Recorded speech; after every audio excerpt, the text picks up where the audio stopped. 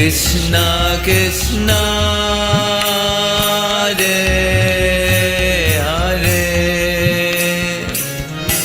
Hare Rama Hare Rama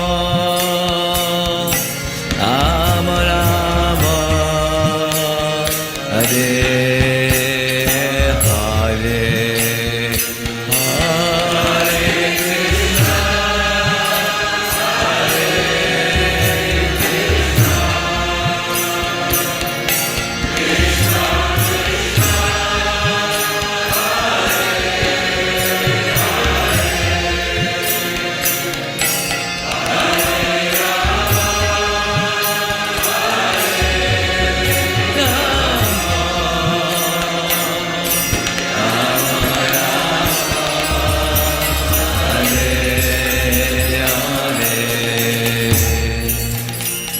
Hare Krishna, Hare Krishna, Krishna Krishna, Hare Hare,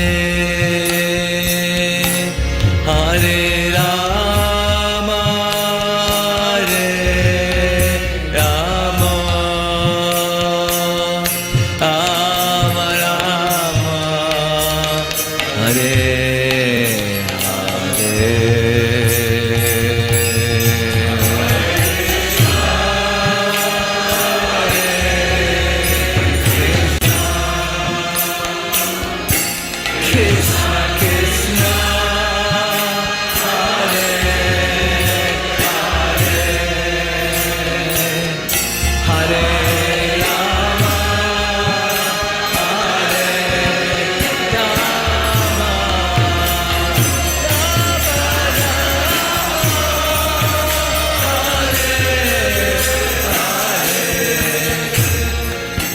Hare Krishna, Hare Krishna, Krishna Krishna, Hare Hare, Hare Rama, Hare Rama, Rama Rama, Hare Hare,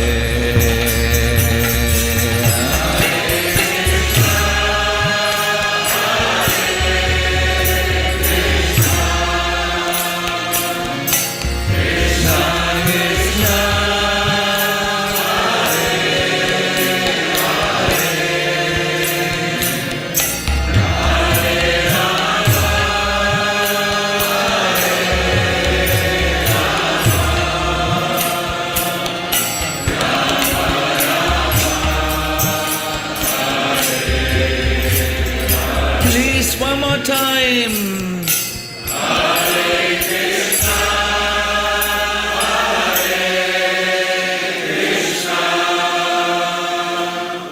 Krishna Krishna, Hare Hare,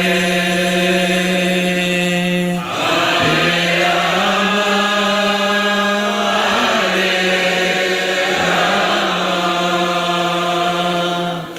Hare one more time, please, like you really mean it. Hare Krishna, Hare Krishna, Krishna Krishna, Hare Hare, Hare Rama,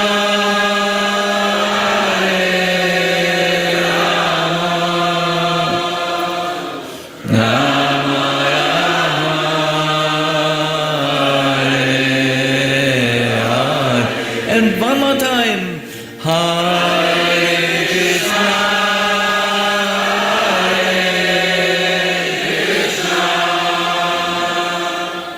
Krishna Krishna, Hare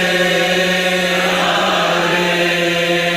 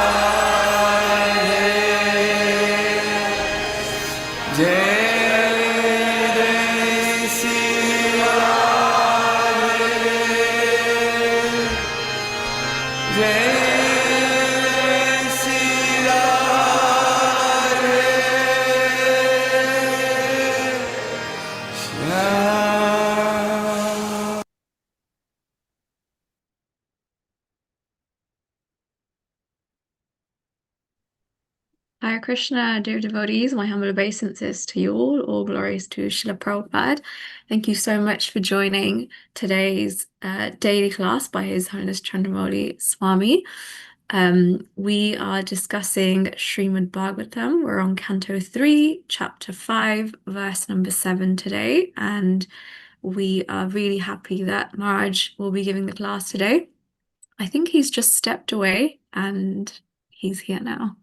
Hare Krishna Maharaj, please get my humble obeisances. All glories to Srila Prabhupada.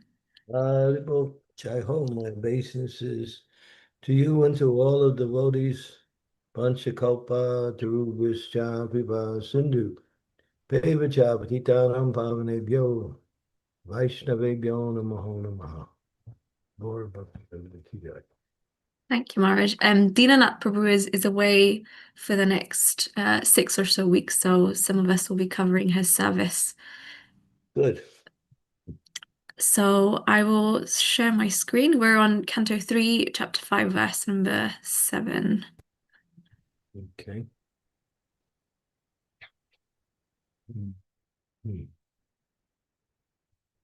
Om Namo Bhagavate Vasudevaya. Om Namo Bhagavate Vasudevaya. Om Namo Bhagavate Vasudevaya. Gridam Vidat Dvijago Suranham Shemaya Karma Avatar Bedhai Manota Tripyat Api Srinvatam Na Sulokamales Charitam Ritani. You may narrate also the auspicious characteristics of the Lord in his different incarnations for the welfare of the twice-born, the cows, and the demigods. Our minds are never satisfied completely, although we continuously hear of his transcendental activities. Srila Prabhupada's purport. The Lord appears in this universe in different incarnations, like Matsya, Korma, Varaha, and Nrsimha. And he manifests his different transcendental activities for the welfare of the twice-born, the cows, and the demigods. The Lord is directly concerned with the twice-born, or civilized men. A civilized man is one who has taken birth twice. A living entity takes birth in this mundane world due to the union of male and female.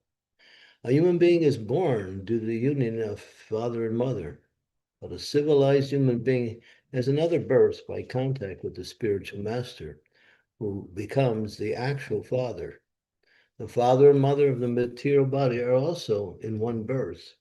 In the next birth, the father and mother may be of a different couple, but the bona fide spiritual master, as a representative of the Lord, is the eternal father, because the spiritual master has a responsibility to lead the disciple to spiritual salvation, or the ultimate goal of life.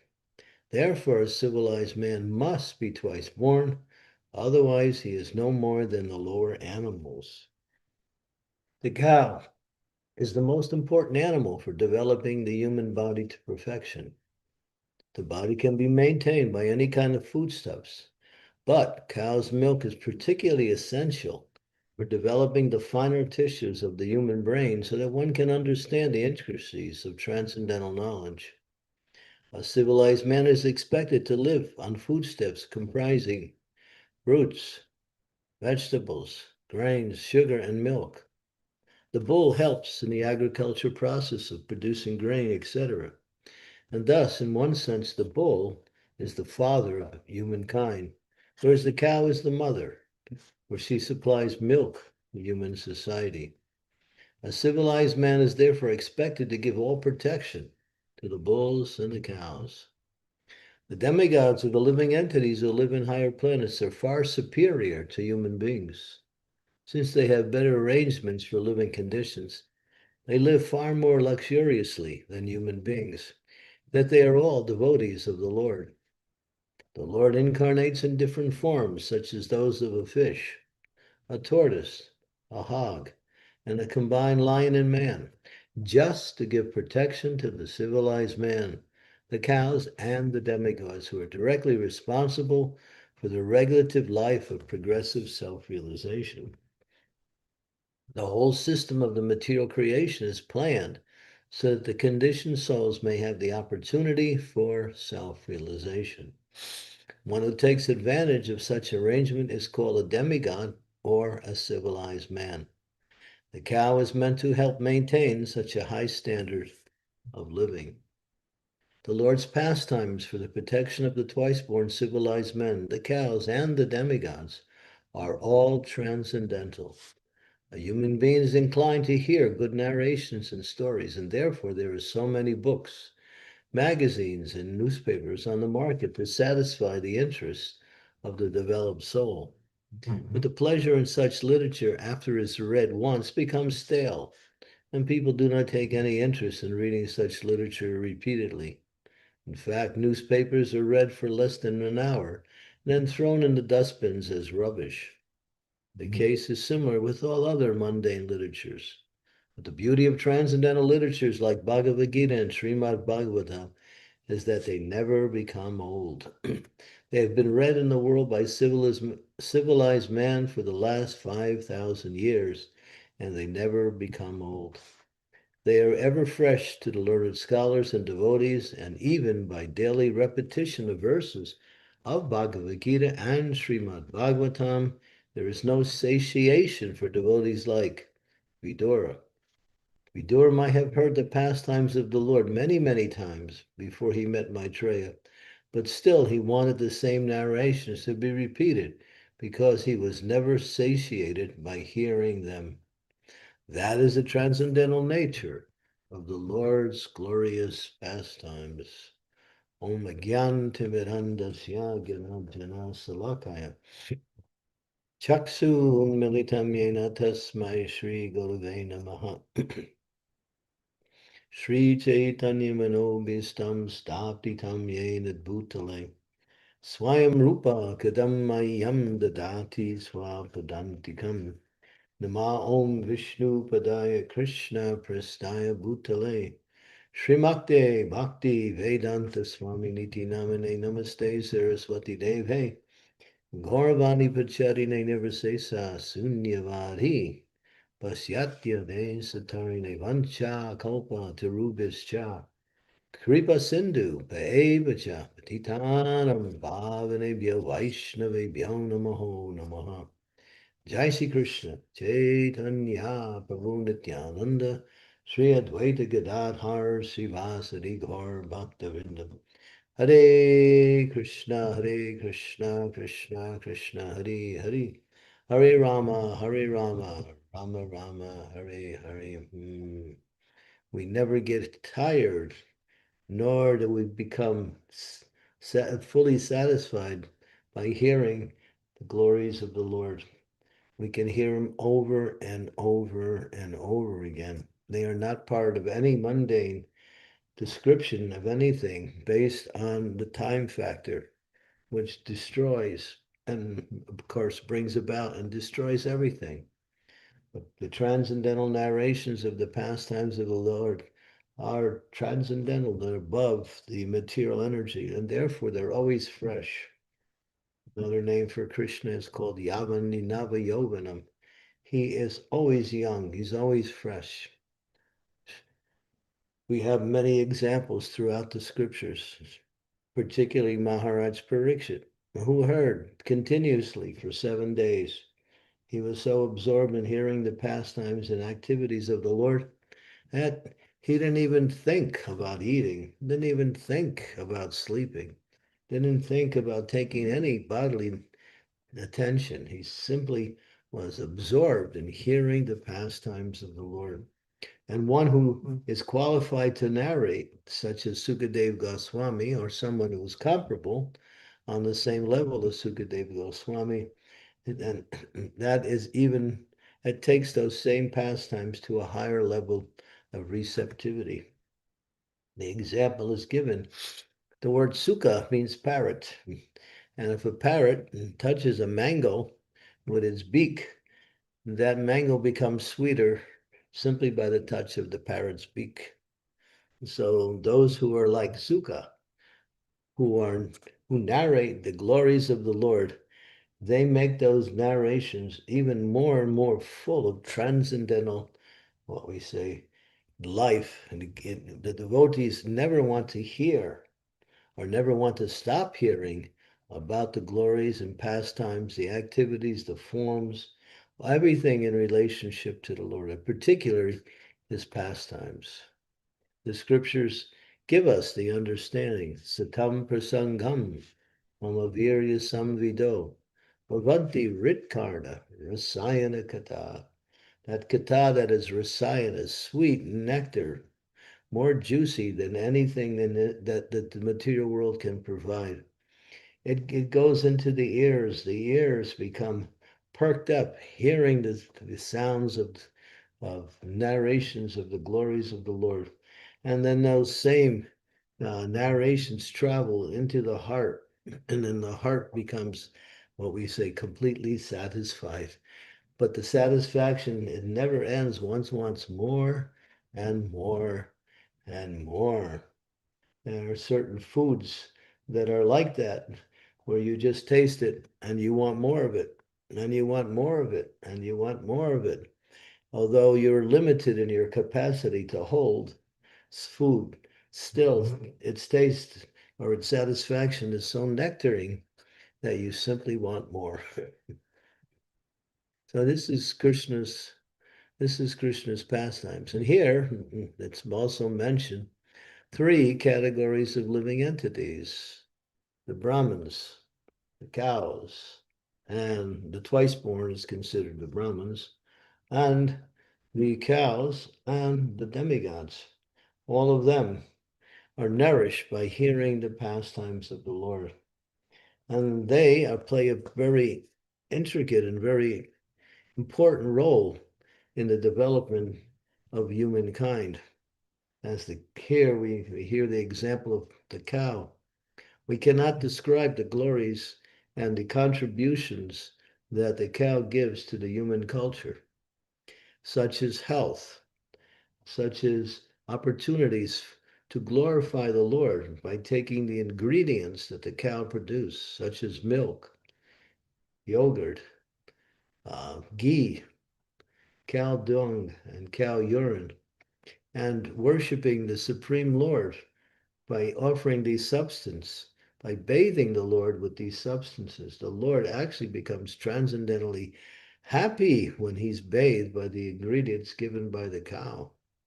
The cow is not only provides nourishment and opportunities for glorifying the Lord, the cow brings great happiness and satisfaction to anyone who takes care of cows nicely, gives them what they need to live their life out, a field where they can graze on grass. Cows are miracles. Grass is everywhere. And they take grass, very, what we say, fresh grass, and they chew it. And it goes into their body, and it comes out in the form of the most nutritious of all foodstuffs, milk. Those who do not understand the quality of milk or the importance of milk cannot appreciate the cow. But devotees understand that here Prabhupada mentions that one's brain becomes what we say nourished by what we say hot milk. Now, I'm going to make a little addition to this. Not just milk, but milk that is heated to its maximum. When you sip that milk, you can actually feel, without any effort, that milk going right to your brain. You can feel it. When the milk cools down, it's still beneficial, but you cannot feel that same experience, although it's still happening. Hot milk just goes right to the brain, and you can feel your brain being nourished by this milk. And that's the milk that is taken from cows who are taken care of nicely. Because just like if you mistreat another person, you can't expect to get any benefit from that person. That person will not give you anything beneficial.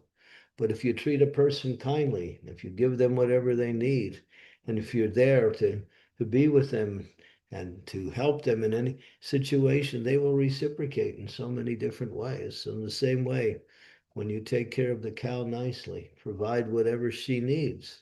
She doesn't need much. She needs an area to graze. That's all. She needs um, some some care. We brush the cows, we pet the cows, we feed the cows. Sometimes we go and we bring bananas for the cows. They love bananas. We can give them bananas. They'll eat the whole peel and the banana too. We make these big balls that are the size of your hand out of various types of sweet gore and put it into a kind of like a, I'm not sure of the substance, but it's very tasty. And the cow will grab it. The cows will fight over it to get it. So the cow, it doesn't require much. And if you show some care and kindness to the cow, she will also reciprocate. Yeah. So cows, gore in husk. Thank you very much, Prahlad Nishringa. Husking. So yeah, these are things that are very easy to accumulate and to produce and to give to the cow. Therefore, if you take care of the cow, and of course, if you live in cold countries, you provide a barn for the cow during the cold weather, so she cannot be affected by what we say a lack of food outside. Then we produce hay. You can grow hay also, or you can purchase it and give very nutritious hay to the cow. A cow is very, very easy to maintain, provided you have the ingredients. That's all. So cows are very, very auspicious. It says that Brahminical culture, which is the foundation for progressive human society, cannot really develop at all unless you actually take care of cows. Cows is preceded Brahminical culture. And cow care is preceded by proper food. We grow nice food, then even cows will eat what we don't eat. Prabhupada said there's always extra and the cow will take it. And you can vegetables in different forms the cows will eat like that.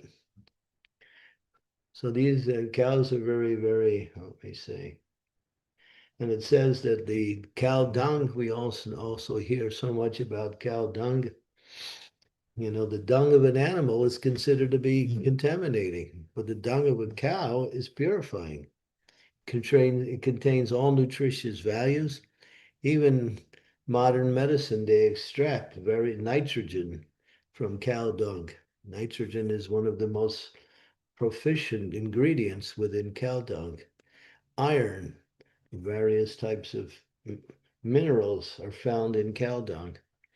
And from the spiritual point, it says Lakshmi Devi, the goddess of fortune herself, resides within cow dung.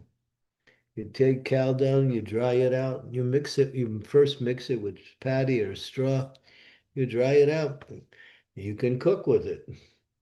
It becomes a very fragrant form of cooking, and it adds substance and nutrition to the food it cooks when you cook with cow dung automatically. So that is the benefit of cows. Nowadays, the devotees in different places around the world display what is called the benefits of the cow. They take cow dung, cow urine, and they make it into what we say, was it soap? They make it into creams for the body to what we say overcome skin diseases and skin irritations. And they have it for cosmetic makeup also, for putting in one's hair, so many things. When I was in India one time, I was in one place where the devotees were taking care of us nicely, and they were doing some demonstration. They had a clock, And they had two electrical leads coming from the clock, and each lead was put into a little cup, and in that cup was cow dung and cow urine. And simply by cow dung and cow urine, the clock was moving. You didn't need electricity. I saw that personally, so it's not something I heard about. So yeah, so this is these are the benefits of the cows. But unfortunately, civilization is just like a bunch of barbarians. They don't have any understanding of what is valuable. They think cars, plastic, and what we say, sense gratification is the goal of life. They build houses that are made out of junk-like material, and they're always trying to make more and more adventures to sell people things they don't need. What goes on the market today is 95% of what's on the market today is considered to be extra or luxuries, whereas what you need is very small percentage. What do we need? Obviously, we need food. Obviously, we need some clothing. Those things can be provided by nature. We need a place to live. We can build houses from wood coming from dead trees. People do that and they build their own houses. They build many structures from wood that are lasting. And what do we need? If we get sick, we need medicine, but all the medicine is in nature in the form of trees, plants, creepers, and various other types of soil ingredients that can provide all both curative and preventative medicine for the human society. But we live in a culture that is raping God's nourishing products and trying to sell it back to you in a very, what we call it, polluted form. That's called medicine, food, and other things. So we should be very much aware that the society we live in is not a human society. It's not. It's a bunch of living entities who look like human beings who are just exploiting nature and exploiting others simply to make some false sense of profit in form of money, which is just as ephemeral as everything else that they manufacture in the world. So real human culture is here, hearing and chanting the glories of the Lord and creating a society of brahmanas who are priests. They guide the rest of the society. They teach how to worship the Supreme Lord. They give knowledge. They also worship the Supreme Personality of God and teach others to do the same thing. They're very magnanimous by nature. They give in charity. They also accept charitable gifts, but they're mostly interested in using whatever they receive to minimize their lifestyle and at the same time give back to others. The Brahmins are the most charitable and the most, what we say, nourishing. Just like Prabhupada would explain that the body has different parts. The Brahmins are considered the head. And a body without a head is a dead body. So when Brahminical culture is not there, there's no life to the society. The life to the society is simply a movement of the material energy that's being exploited by what we say, those who are interested in personal gain through material arrangements. So therefore, here we hear that who is the actual mother and father? We take birth every life. We get a mother, we get a father. We say, that's my mata, that's my pita. I am one of their children. And we have so much arrangements made how to live together and support each other. And we call that family life. And so that's okay. But when the family actually starts to practice the goal of life, then that is the real family, the transcendental family, the spiritual family. And here it says that in every birth you get a mother and father, but that mother and father is not necessarily the same one you get life after life.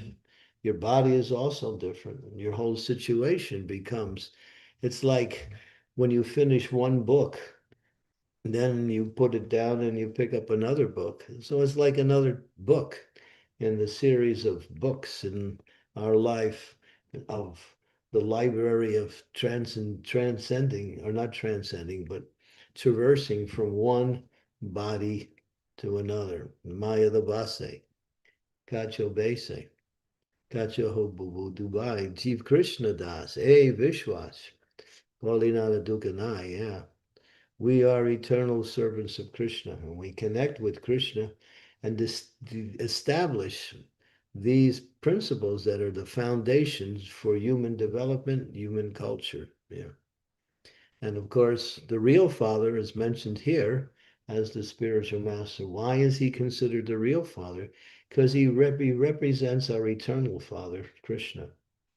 So he actually is the real Father because he's the perfect representative of our eternal Father, who he acts on behalf of our eternal Father to give us whatever we need to live happily and progressively and ultimately achieve the purpose of human life. The purpose of human life is not to accumulate a lot of material things and then just die after that. The purpose of material life is to purify our consciousness, qualify ourselves to go back home, back to the spiritual world. And that's what the spiritual master is there for, to guide you in that direction. Therefore, the father is there, and the mother, who is mother, mother is material nature. As we explained, she provides everything we need to live happily, healthily, but unfortunately, we live in a Rakshasa society where people have no understanding of the goal of life, and they simply run around. They're always confused, they're always in anxiety, but still they continue in the same way. It's like the person who he eats something and he gets sick from eating it, and he's looking for something to counteract it, and he eats the same thing again. And he gets only more sicker. He doesn't know what the real medicine is. So what is the medicine? Ainechya Sarimaya, Nasi Badi Lagi, Harinama Maha Mantra, allowed to me Magi. That's the medicine for overcoming all of the ills of materialistic existence. Chant the holy names, and here it mentions the transcendental activities of the Lord, which are synonymous with chanting the holy names of the Lord. So by taking sufficient time to hear and chant the glories of the Lord, and it's mentioned here, we can hear the same glories over and over again and never become satiated, or what we say, full. They become nectar. It's like you read the Srimad Bhagavatam and you want to read it again. Because each time you read it, it produces almost like a new book. It's like reading it every time you read it, it's like reading it for the first time. And that is not some idea or some nice statement just to glorify Bhagavatam. It's an experience that devotees have. I know one devotee, he read Bhagavad Gita 150 times. Can you imagine? 150 times reading Bhagavad Gita. And devotees have read Bhagavatam 10, 15 different times. And each time it's like a new experience, because anything spiritual never gets old. Everything material, as Prabhupada says, you read a book that's produced in this material world, and then it becomes stale after a while. You look for something else. Even Srila Prabhupada demonstrated, he would read his own books. Sometimes he would react to what it was being read. He would laugh, or he'd say, just see what Krishna is doing. And devotees would be wondering how Prabhupada's reading his own books. But Prabhupada would say, these are not my words, these are words of Krishna. I'm simply putting them on the pages. That's all. I'm simply his, what we say, channel to give you what he wants to give you. Well, that's the spiritual master. He's considered to be the transparent via media to the Supreme Personality of Godhead. And therefore, he's always trying to give what Krishna wants us to have. And what does he really want us to have? He wants us to have devotion to him in such a way that that'll lead us back to our eternal home in the spiritual world. So hearing and chanting the glories of the Lord is the formula for overcoming all ills in this society. When you do that, you will understand simply by experience. When you don't do it, it remains theoretical and you actually miss out. And there's one particular verse, um, Ekachakra. You can turn to that verse. It's from the Chaitanya Charitamrita, um, Madhya Lila, chapter number 25. The last chapter in Madhya Lila, verse number 278, almost towards the end of the chapter, 278. Yeah, here it says here, men become strong and stout by eating sufficient grains, but the devotees who simply eat ordinary grains but do not taste the transcendental pastimes of Lord Chaitanya Mahaprabhu and Krishna gradually become weak and fall down from their transcendental position. However, if one drinks but a drop of the nectar of Krishna's pastimes, his body and mind begin to bloom and begins to laugh, sing, and dance. Srila Prabhupada's very short purport. Go to the purport. All the devotees connected with the Krishna conscious movement must read all the books that we have translated. Chaitanya Charitamrita, Srimad Bhagavatam, Bhagavad Gita, and others. Otherwise, after some time, they will simply eat, sleep, and fall down from their position. Thus, they will miss the opportunity to attain eternal blissful life of transcendental pleasure. But here's the formula. Take time to hear or read. Reading is hearing is hearing about the transcendental pastimes of the Supreme Lord, about the process of pure devotional service. Srila Prabhupada spent hours when everyone else was sleeping in the middle of the night. He was giving us the Bhaktivedanta purports of the Srimad Bhagavatam. Day after day, even when he was traveling, he would stop and he would, after taking a little rest before midnight, he would wake up and spend at least 3 to 4 hours just reading the commentaries of the great acharyas and understanding it, and then adding his own commentary, and that became the Bhaktivedanta purports. So that was his contribution to the entire world. And these books will remain eternally. They are never subject to time. And now we're seeing this year, the devotees have a goal to distribute 108,000 sets of Srimad Bhagavatam. This is the goal that the society has established for this particular year, to give 108,000 sets to people of Srimad Bhagavatam. And devotees are working hard to make that happen because they know that by distributing that, people will become Krishna conscious and the devotees will be happy. I was just with a whole bunch of book distributors, some of the best ones in our society. They're happy. They're enthusiastic. They got life. When they come back from their book distribution, they're like electrified in Krishna consciousness. So yeah, they get so much mercy by distributing Srila Prabhupada's books. And those who benefit, they get the most mercy by taking an opportunity. You hear some of the stories and how they convince people to take these books. And the people have no idea when they leave the house that day that they're going to meet a devotee and buy a set of Srimad Bhagavatams. Even when they're interacting with the devotees, sometimes they're not sure what's going on. But after some time, the devotee knows what to say, and it convinces him. The person says yes, and they pay right on the street for a whole set of Bhagavatams. So yeah, this is our service, and this is our nectar at the same time.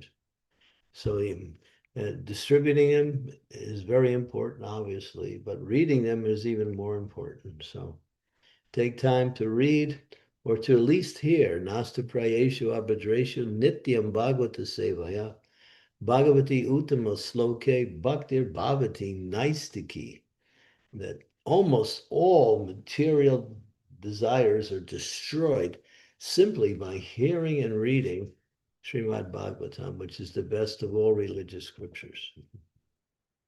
Okay, so we can stop there and open it up for some discussion.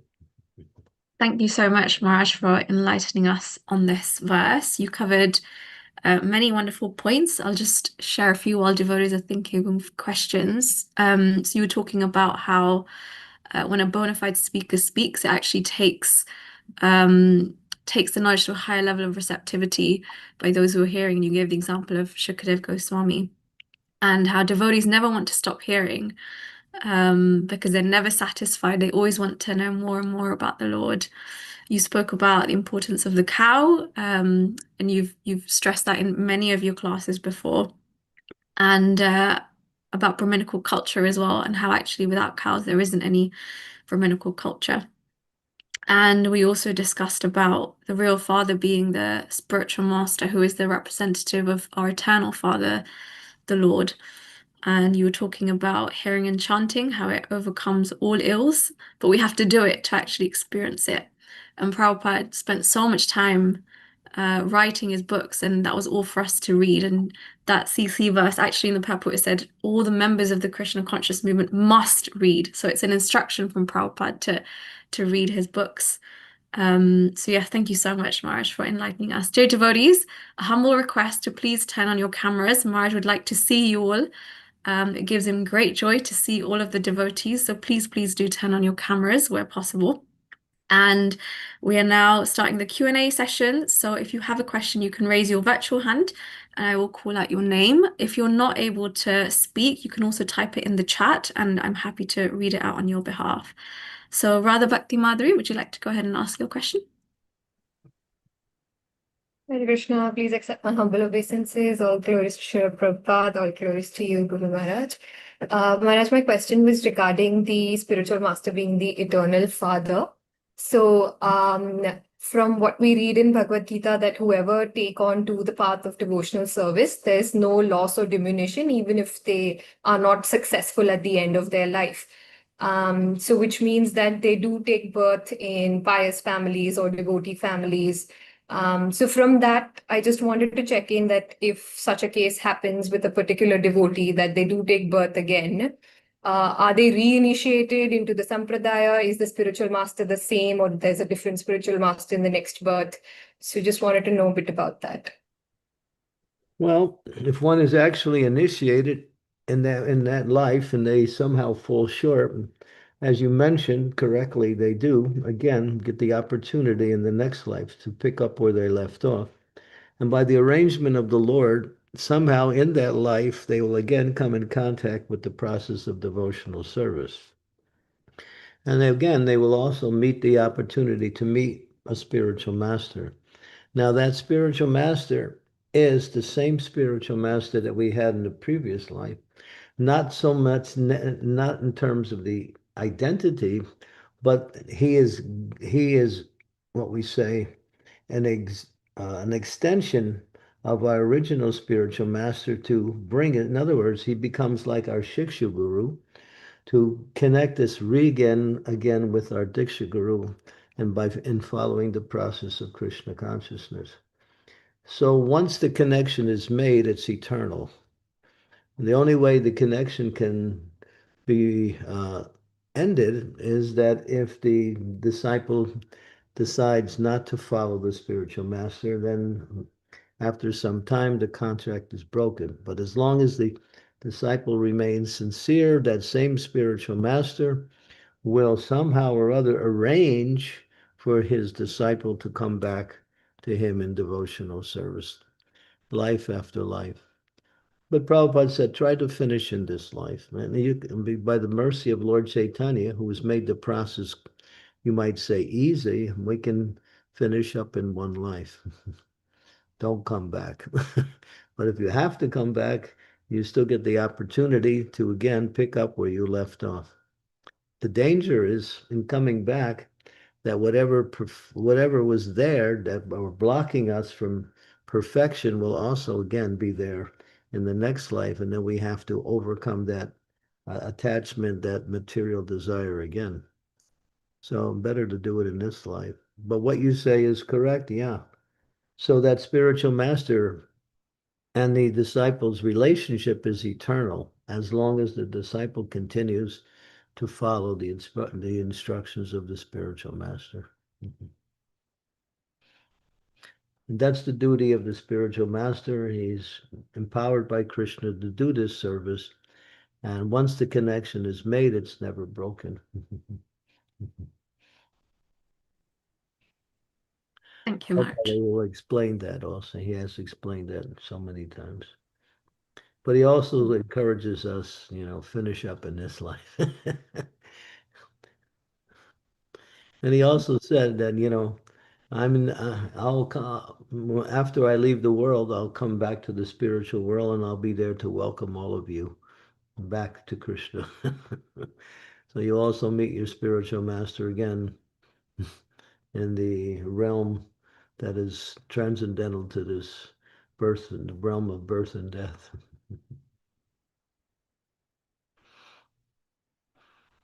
It's a wonderful process. We have to stay. Thank you. We just have to be sincere. That's all. If we're sincere, we'll make progress. It's very reassuring, actually. Thank you. Thank you. Was that helpful? Yeah, I said that was very reassuring. Thank you. Okay, Very thank you very helpful. much. Hare Krishna. Jai Ho. Thank you. We have a question from Amit Prabhu. Please go ahead. Hare Krishna, Maharaji. My humble obeisances. My question is about the cows and the products that we get from the cows. You mentioned how important and refreshing and pious the products are, and I see that cows are treated with so much reverence. They're sacred in India, and I can see those qualities being transferred through those products into us when we use them. My question is, living in the West, we still get those cow products, but those are very industrial scale. Like they're in dairy farms. They are not treated as they're treated in India as sacred animals. Do we still get those qualities when we consume those dairy products from the cows in the West? Hare Krishna. Do you visit India regularly? Not regularly, Maharaj, no. I do. Should go to India at least once a year. Prabhupada also said that every devotee in our Krishna conscious movement should go every year to the Gaur Purnima festival and spend at least 8 days there, worshiping Lord Chaitanya Mahaprabhu, who is the manifestation of Krishna in this age, who is giving us the process of Krishna consciousness. So I go to India and get all of these cow products. But there's devotees who manufacture them in India and also bring them to the Western countries. So there's outlets you can find in some areas of the West where those same cow products that are manufactured in India are now here available in the West. What is there? There's one product that's called cow patty. Kalpati is a kind of a combination of different. They have shaving cream. They have soap. Soap is the big thing. Lotions, various types. So it's a franchise done by devotees, but it's coming from Mumbai, actually. So Oh, just look for these same cow products that are manufactured in India here in the West. They're available. so if I'm drinking the cow products manufactured and processed in the West, they do not have those qualities. I Correct? don't know. I never have any experience with them. Okay. I can't say. I don't take anything that's manufactured here. I take the ones from India. Okay. Thank you, Maharaj. Hare Krishna. Marge, you've spoken before about Bhakti milk and how the way we take care of the cows, and because in the West they're not taken care of properly. Actually, it's not milk, it's poison. Well, the cows on our farms are taken care of wonderful.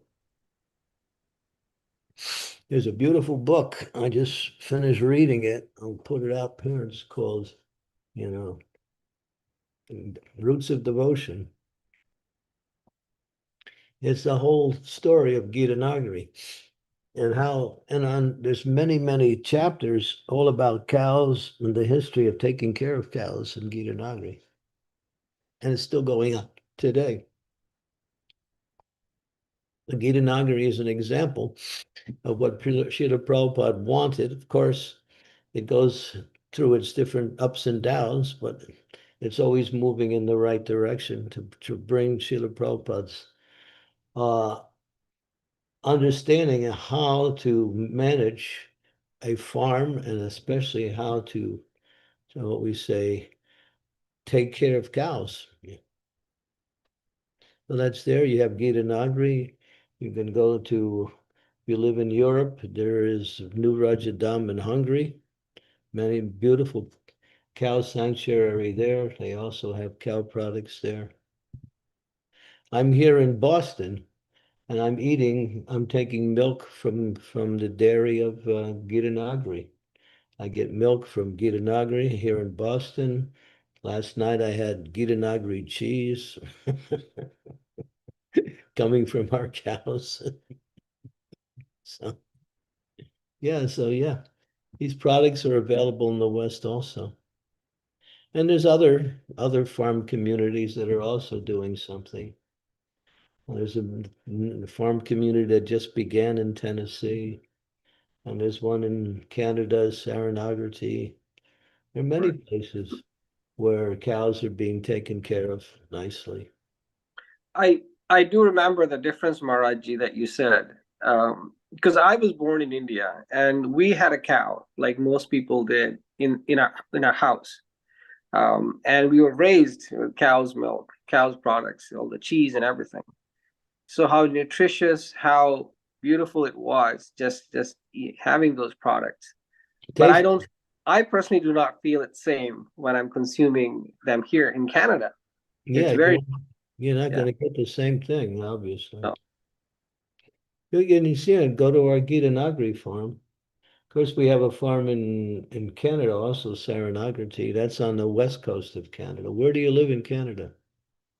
I am on Vancouver Island, yes. So I am on the West Coast, Maharaji. Yeah, check out Saranagati.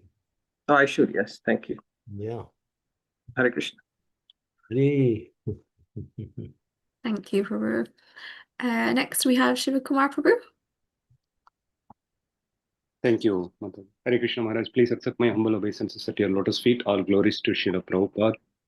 So Maharaj, thinking of this Prasada Maharaj, I had this question 2 days back. The amount of importance, Maharaj, that is given or insisted on taking only prasadam and avoiding the karmi food.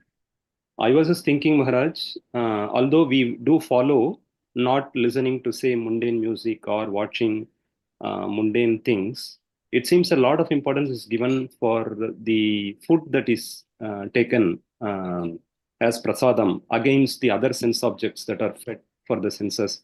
I just wanted to know, Maharaj, is there any significance that so much importance is given for the prasadam intake? Yeah, Prabhupada writes about it, that food cooked by non-devotees actually creates, what we say, it pollutes the mind because the non-devotees are committing sinful activities automatically. And that consciousness goes into the food when they cook, particularly when they cook grains.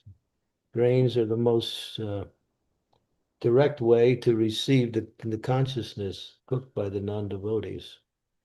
So avoid that. And there's statements in Prabhupada's books that we should only take food from, authorized sources, such as what's prepared in the temples or what you prepare in your home nicely according to the standard, and you offer it to your deities, and then you can take that as prasadam. So it's not very difficult to follow. If you're traveling outside, you can still take salads, you can still take fruit, but anything cooked, you avoid. Hmm. Hmm. Yes. Yeah, what is that verse from the Bhagavad Gita? Third chapter, verse number 13, I think it is 313 in the Bhagavad. Yes, Guru Maharaj, it's 3:13. I was just reading it. Devotees of the Lord are released from all kinds of sins because they eat food which is first offered in sacrifice. Others who prepare food for personal sense enjoyment verily eat only sin. The non-devotees are in the process of eating, they're getting bad karma. And it explained here in the purport, what is Prabhupada saying? That before you take food, you must offer it first to the Lord to show your gratitude for the Lord's kindness by giving you the nourishment you need to live in this material world in the form of foodstuff. And then when he accepts that offering, he also eats it.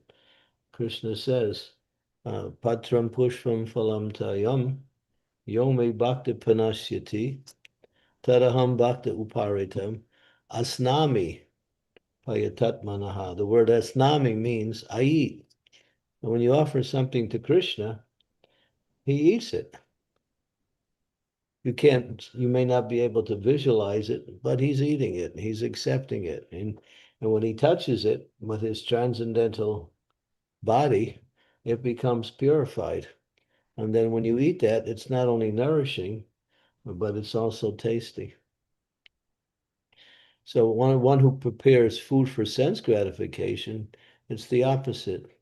They're not only thieves, they're taking what the Lord is giving, not acknowledging the source of what they get, and they're also eating all kinds of sins.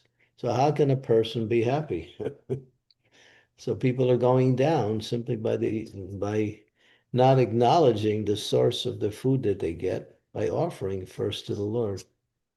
I remember growing up as a young boy, we would sit in front of the dinner table all together, the family, and we would say prayers before we would eat the food.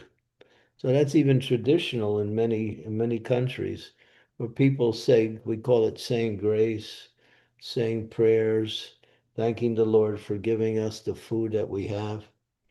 But in Krishna consciousness, we do it in a very organized way. We actually prepare it for the Lord, and then we take it as his mercy.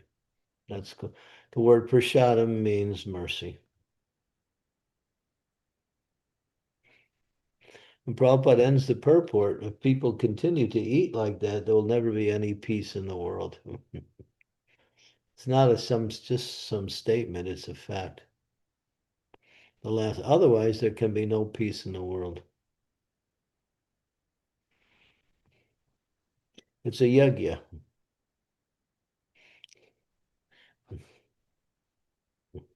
Thank you so much. And then what is the next verse? Number 14. Anan bhavanti bhutanye kardanyam santana sambhavan. Yagna bhavanti parjanyo yagna karmas. All living beings subsist on grains, food grains, which are produced from rains. Rains are produced by the performance of yagya, sacrifice, and yagya is performed by prescribed duties. So when you do yagya, it rains, and when it rains, the fields and the crops become nourished, and food grows. When the sunlight comes, between the rain and the sunlight, then you have nourishing foodstuffs. Everything is coming by way of God.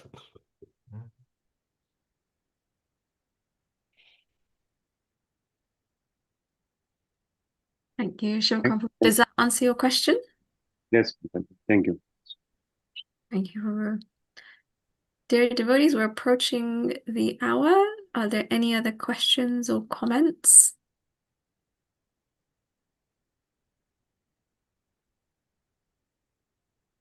Looks like we might have exhausted all questions. Okay, thank you. So we'll be back tomorrow.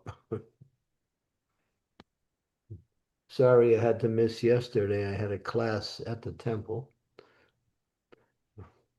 So, but we're good for tomorrow and Wednesday and Thursday and hopefully Friday, Saturday, and Sunday. We don't know, but good chance. Wonderful. We look forward to all of the classes, Maharaj. Yeah, Yesterday, I look forward to doing these classes. It's my nourishment for the morning. It's our nourishment for the whole day, Guru Maharaj. yes, we're very, very grateful. Thank you, dear devotees. We'll conclude today's session and we will see you tomorrow for Maharaj's class on Chaitanya Charitamrita. Srimati Machi, did you want to say something? No? Okay. Srimad Bhagavatam ki jai, Srila Prabhupada ki jai, His Holiness Candramauli Swami Maharaj ki jai. All of you wonderful Vaishnavas ki jai. Thank you, dear devotees. Hare Krishna. Hare Krishna, Guru Maharaj. Very much, Guru Maharaj. Hare Krishna. Hari, Hari, Hare Krishna, Guru Maharaj. Thank you so much.